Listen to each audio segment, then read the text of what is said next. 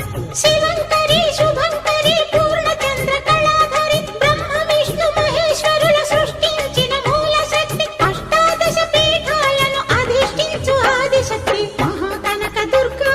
Vijaya Kanaka Durga